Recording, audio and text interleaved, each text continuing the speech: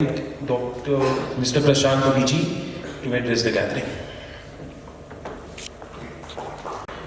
My beloved teachers, Professor Panda, Professor Gangotri Chakravarti, Honorable Vice-Chancellor, my dear friends, my younger brothers and sisters. It's a very honorable moment for me. It's a very well-cherished moment for me. It's not for a customary reason that like anybody would start a speech by saying he's very well honored to be in the midst of the audience, that I today want to say that I am indeed feeling very honored. I feel honored from the depth of my heart because 20 years back, and the journey started, 20 years back when my parents decided that way distant from this place, from the state of Kerala, I could be packed off to Calcutta to be a part of an experiment. It was all because there was this one man who was a repository of all our trust. And 20 years later, when this university today conducts this program in his memory, to be invited to stand on this podium and speak a few words in his memory is indeed a matter of a great honor and respect. But having said that, I must also confess that this is an emotionally draining moment.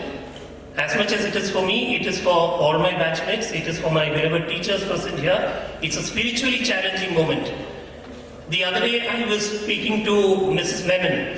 In fact, I was persuading her to come over and be a part of our celebrations these 2 days. Our celebration may be a wrong word, to be a part of this event in his memory. And Mrs. Menon very politely declined by saying that if she sees the NUJS campus and all the old faces, she may possibly break down.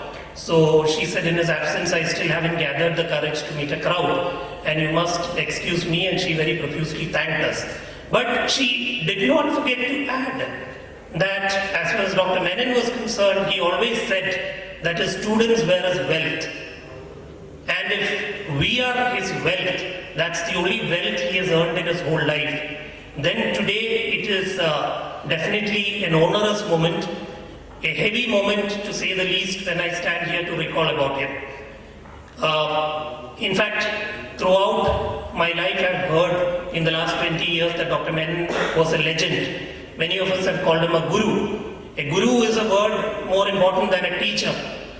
But today the word that I want to use in his memory is the word magic. I don't think he was anything less than a magic, not only for me, but also for the institution, for the fraternity, for the profession, for the country and for the world. A magic which the more you tried to understand or unravel became more enigmatic and more confusing and more mysterious. I congratulate and thank, in fact, Professor Chakravarti and his team for organizing this, because the way in which his departed soul can be paid respect to. There are various ways in which many organizations, many institutions have done it over the last couple of months all over the country. But I think today, when constitutional law is rightly at an inflection point, as a lawyer today when I stand up in the court and walk out, as a lawyer today when I walk on a street, the common man catches me on a Shabarimala or a CAA or a decriminalization of adultery and things like that. I mean, when we said, of course, the basic structure could not be amended, I thought the Constitution redeemed itself. After having specifically abandoned the due process, when we said procedure of law means nothing but just, fair and reasonable law, and brought back the due process, the Constitution redeemed itself. But then today, I believe for the first time, the common man, thanks to the social media, thanks to the technology, the common man has rightly found his voice in the discourse. Today, the Constitution is not an alien document for the common man, and we miss, therefore, Dr. Menon all the more. Because he was the one who pioneered this mission of decoding common law. And today, when I stand up and decode a Chandrachud or a Nariman to the common man, I miss Dr. Menon a lot, I must say this. Why was it that Dr. Menon was a different experience? He was a different experience because he envisioned education, particularly legal education, in a very, very different way. In 2000, when I walked into Calcutta and the NUJS campus, if somebody had told me that forget studying your part 1 of the Constitution in one semester, even an Article 21 or one of the derivative rights, let's say a right to privacy within Article 21 will not get over in a semester, and that's the magnitude and proportion that we are talking about, I would possibly have backed out of the subject. I wouldn't have had the courage to deal with a subject like that. I thought a subject of law is nothing but a set of dictates that somebody produces, gives, we have to learn it, and we have to contain it within an exam paper. Day 1 economics class, Dr. Madhava Menon walks in. The patriarch of Indian legal education walks in. Asks each one, what is the definition of economics? Everybody gives some definition or the other, I gave mine. After listening to everybody, he said, well, economics is what all of you said and much more. And therefore, he opens the study material and says, and therefore, this material that we have in NUJS does not start with a definition of economics, because the moment a book starts with a definition, it is a disaster. It forecloses the remaining. That I thought was a very defining moment in my lifetime, at least. It was indeed a very defining moment, because not only that he exposed me to the challenges of the magnitude and proportion of the subject area, it also told me that whatever you say is still right. Till then I would possibly have seen confidence and humility in different baskets. But he was one person who came and told each one of us, and very deeply told us, that look, humility is good, but should not come at the expense of confidence. Confidence is good, but don't forget to be humble. And therefore he merged confidence and humility in a way that nobody else could. Not only exams or bookish experiments, the kind of projects for which, I remember spending a day inside the presidency jail, inside the Alipur jail in Calcutta for my first year project. It was Professor Panda who said, I got this for legal method saying spend a day in the jail. I walked up to him and said, what do you mean by spend a day in the jail? I know nobody in the city. He said, you don't need to know. I will give you a letter saying that you belong to this university and the horizon is yours. Go and find out how you get inside a jail. And I was aghast. Today when I think about it, a Gangotri madam or a Panda sir taking that cue from Dr. Menon, sending the students to a jail or sending the students to the police station, being confident that they will not get arrested for a folly, or being confident that they will stand up to their name, was a great magic. I did spend it, I remember going to the, out of my nameless, I went to the IG of prisons in West Bengal to get into, I went to his residence and met his wife, somehow made my way through the security arrangement, went inside, met his wife, and she was so happy. She said, we have read so much about NUJS and Dr. Madhava Menon coming to our city and setting it up. I'm so happy that one lad has come in asking for our help. I'm so happy to help you. Wait here, my husband will come. And the husband came. He said, don't worry about it, you will get a phone call at the university. The university got a phone call saying they were expecting me at the Alipur jail a few days later. I went there and the welfare officer showed me all around. I remember spending a day with the Swami, with the sannyasis in Ramakrishna in Belur Mutt. That was my sociology project. And they said, yes, we know Dr. Madhava Menon, we have read about him in the newspaper. We are very happy to take you and let you spend a day with us. And that was a wonderful journey. As against this, I must say, in fact, I don't remember that gentleman's name. If I had known him, I wouldn't have spared, I would have named him, I would have shamed his name, I would have shamed his soul today. I walked into Cochin University, from where I come, for one of my projects. During the breaks I was supposed to do a research in the Cochin University library. I was sitting there. The dean of Cochin University comes and asks me, who I am? So I said, I am from NUJS Campus, this is Dr. Menon's law school. I'm doing a little research here. He flared up. He said, an LLB student doing a research? Research is for PhD students to do. What is this Madhava Menon experiment all about? I'm fed up of telling people that you should all go back and study your law. You should study your IPC, study your CRPC, study your CPC constitution, and you are not somebody to do research at this stage. Little could I tell him that it is those kind of people who, today as a lawyer, I can see that it's those kind of people who have killed the dreams of generations of legal professionals in this country. Therefore, ladies and gentlemen, there is a great level of connect today that I feel when I think about Dr. Madhava Menon. I've had the occasion to interact with him at a personal level way later, when he very kindly invited me to be a part of a continuing legal education experiment in the National Law School. I was a lawyer with about 10 years of experience then. And I saw that magic getting repeated there. There, of course, he was not dealing with students. He was dealing with lawyers, underprivileged lawyers drawn from Mufassil townships and smaller townships in India. And I saw that magic. Then I realized, what is this man's magic all about? Day one, he will give a small material. You know, it will be some subject, will be environmental law, child law, something. The subject is only an excuse. He will give some material, let's say one literature, let's say some forest guard in Canada has written something on his conception of environmental law. A 40-page article he will give to each one and say, you just read it, when you go back to the hostel, you just read it, conceptualize this, make some notes, tomorrow come and speak and defend yourself. The guy has not read a foreign author in his life.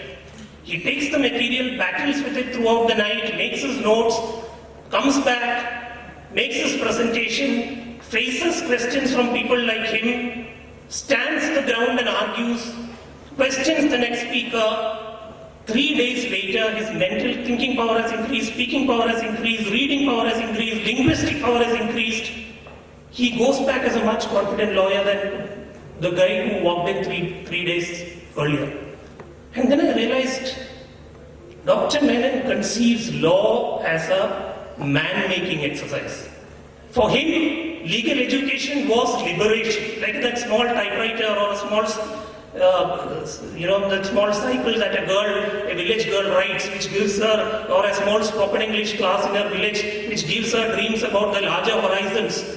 That little cycle that she writes gives her that dreams about the horizons to which she has to later travel in the world and empowers him. Law was genuinely a mechanism of liberation for Dr. Madhava Menon.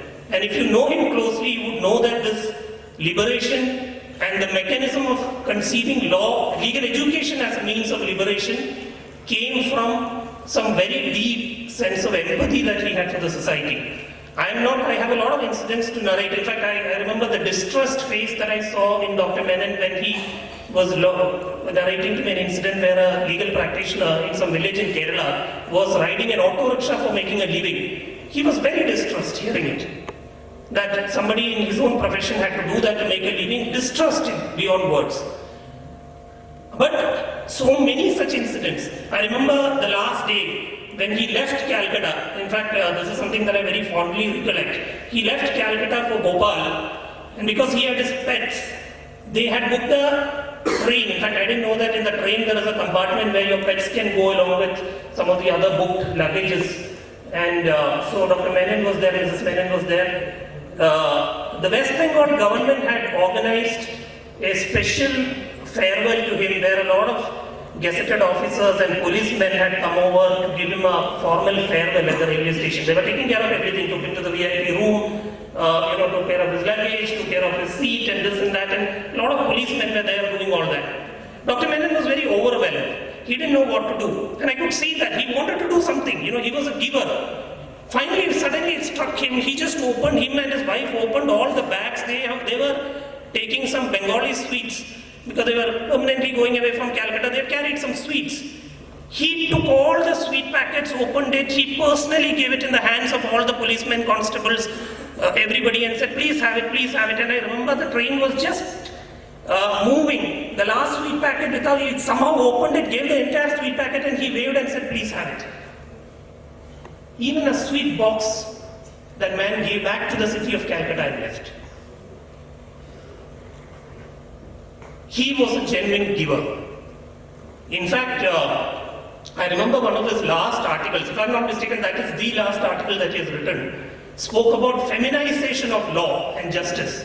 And he said that we need to have the little motherly approach to law and handling of law to do justice.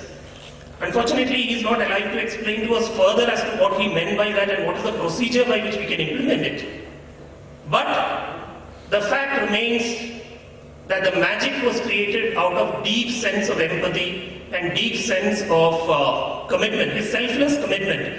I'm not narrating too much because there is a time constraint. But one or two incidences that I want to say is He never took anything. I don't know if my younger brothers and sisters here, in fact, NUJS has seen its own unrest in the last couple of years. There have been issues of impropriety, including financial, but hopefully we have seen that behind us. But you must know that its founder-vice-chancellor took nothing for his services. I remember when he was serving here without taking any money, a law firm in Delhi had consulted him on some matter. Some legal advice was required to be given by him. He gave that legal advice without expecting anything. In return, they gave a few lakhs to him. He was not expecting anything, but they gave a few lakhs to him. He was serving without any money here. He could have taken that. He was living on his Delhi University pension. He took that money and gave that also to NUJS. Then, he was such a frequent traveler that wherever he went, he could have used business lounges. Never has he used a single business lounge in any airport. In fact, I have seen instances where people say, "Sir, why don't you retire there? There is some buffet there, there is better sofa there, you can retire, we will call you." He said, "No, you just go there, sit with a common man, when the flight comes, he will go."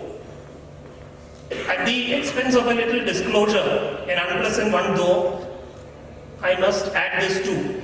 The last month and a half before he passed away, he was not really in good shape. He had stopped having solid food. He couldn't have food. It was a liver issue because of which he passed away. He was on coconut water primarily, and he had considerably reduced weight. In fact, I proposed so many times to go and meet him, but I didn't want to. I didn't want that to be the lasting memory in my mind. In fact, when Mr. Venkatramani from Supreme Court went and met him, I checked with him, he said he's lost his weight terribly and he's not able to get a piece on the bed, etc. I didn't want to see that as the last scene, so I didn't go. But in that state, when he was taken thrice to Chennai for treatment at Dr. Raila's hospital, because he couldn't sit up and fly on a flight, he laid down on the train and thrice he went by the train. When I told this to some of the senior counsel at my High Court, the Karnataka High Court, they said, "What are you talking about? If only we had known, any arrangement could have been made. Anything could have been made. He could have been airlifted, anything could have been made. Why didn't anyone inform us?" I said, "The man does not expect anything from anybody. He's only a giver. Would you expect him to say, 'Please take care of me'? You wouldn't."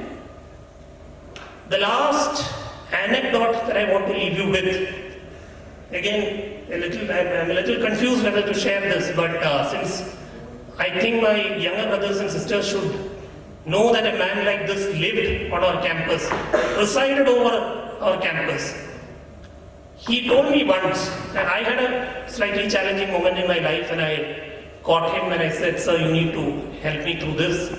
And amongst the many things that he narrated to me, he narrated the instance of his own daughter's passing.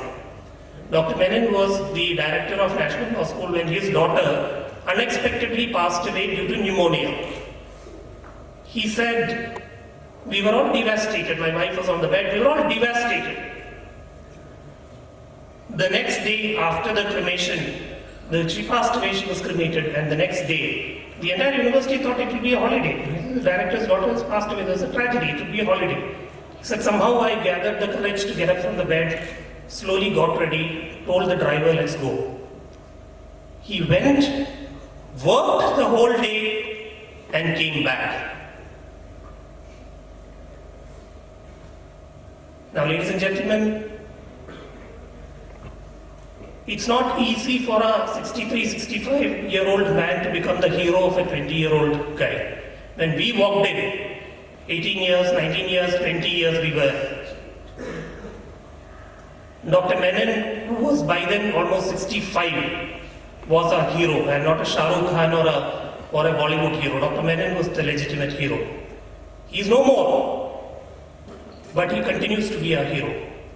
I pay my most tearful adieu at the lotus feet of the magic.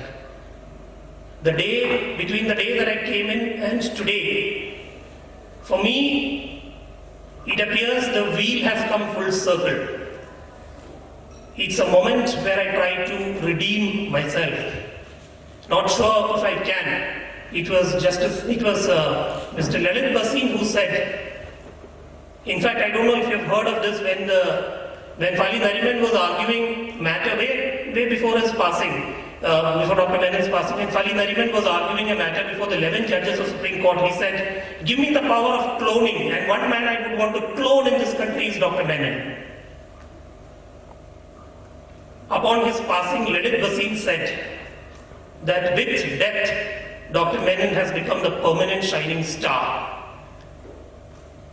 It is a moment when all of us in the institution becomes accountable to the soul-searching, permanent shining star. Whether Madhava Menon rocks off in all of us is for the trying times to come. Thank you very much.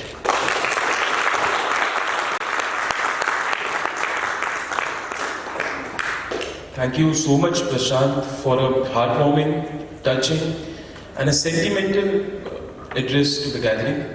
And being a fifth year student, I take the liberty to assure you that NUJS is on the path as shown by Professor Madhava Menon. Now I would request Dr. Shamik to address the gathering.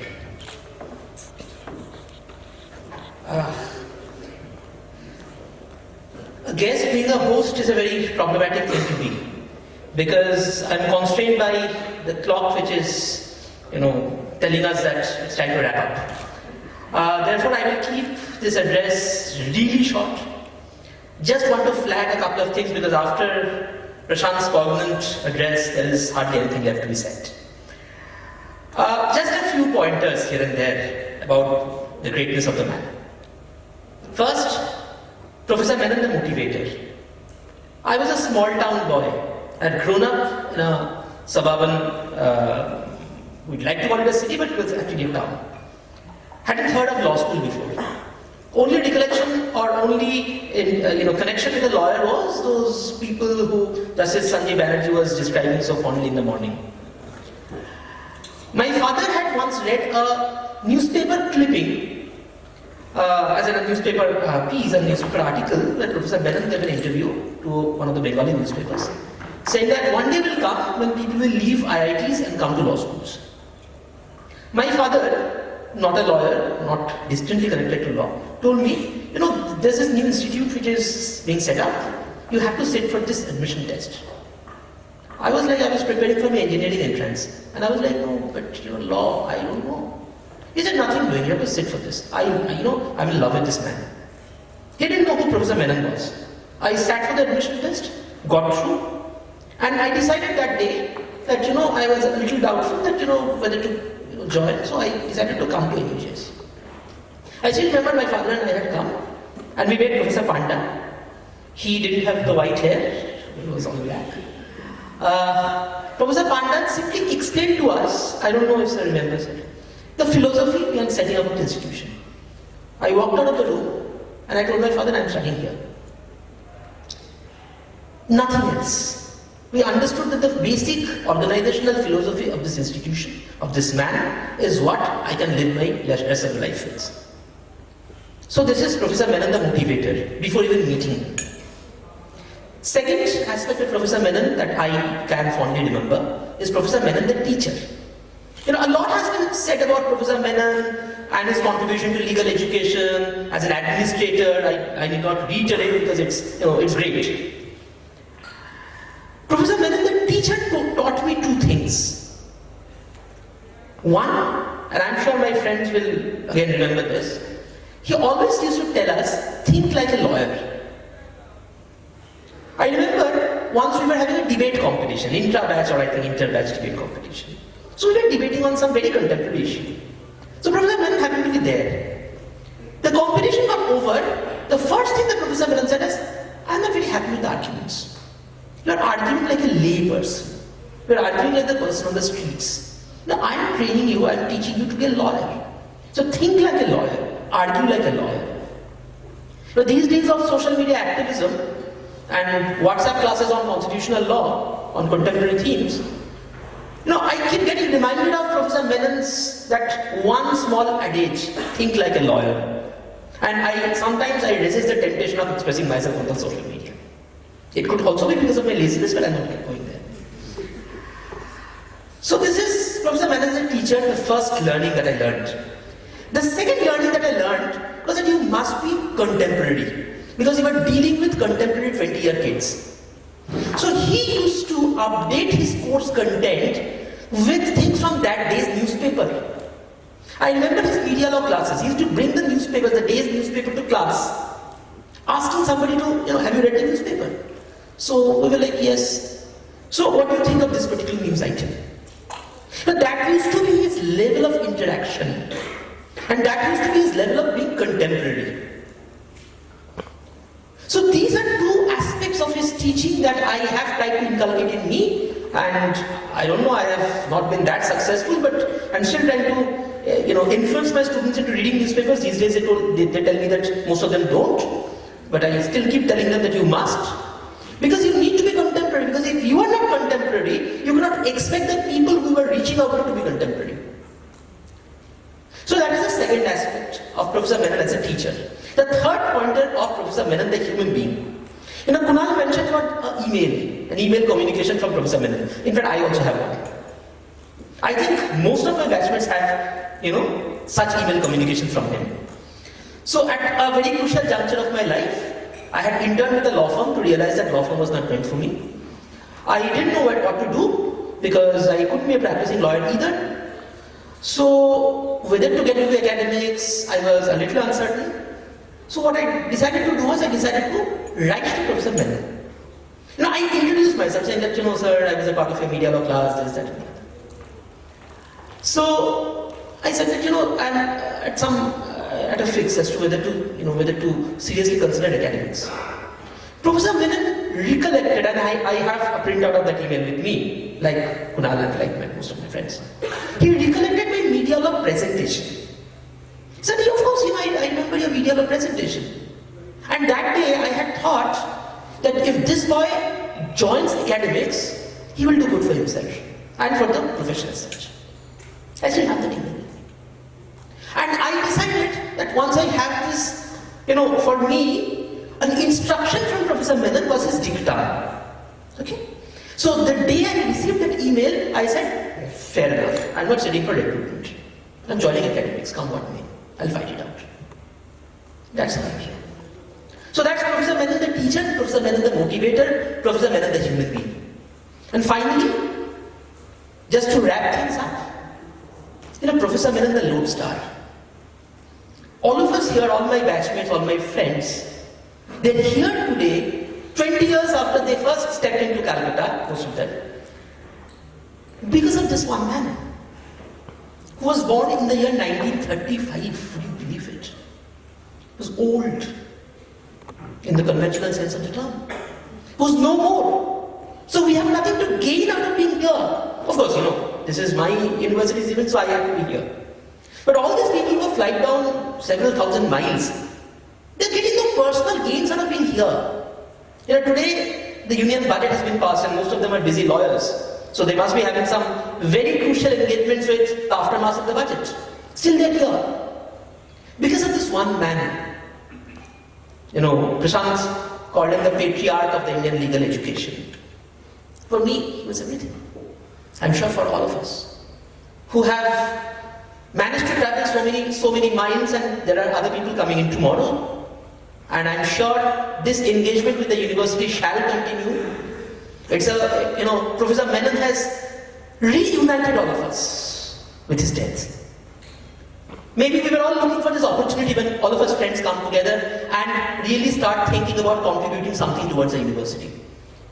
Professor Menon, who had set up this institution, has probably reunited all of us to his death, that we are now in a position to actually start brainstorming about what we can do further about this institution which Professor Menon had so fondly set up. Maybe this is what we can give to him. This is what we can give to his memories. So Professor Menon, the lodestar, born 1935 to, I don't close the parenthesis, forever. Thank you very much. Thank you, Shanik sir. I take this opportunity to sincere Professor Chakravarti, Registrar Ma'am, Professor Anirban, Professor Shamik, Professor Panda, Kunal and Prashant, and all other panelists for gracing this for gracing this event with your presence. I can safely speak for all of us when I say that Professor Menon's legacy continues to inspire us and shall remain alive for all times to come. With this, we come to an end of today's sessions and hope to see you all tomorrow morning at our beloved NUJS campus. Thank you.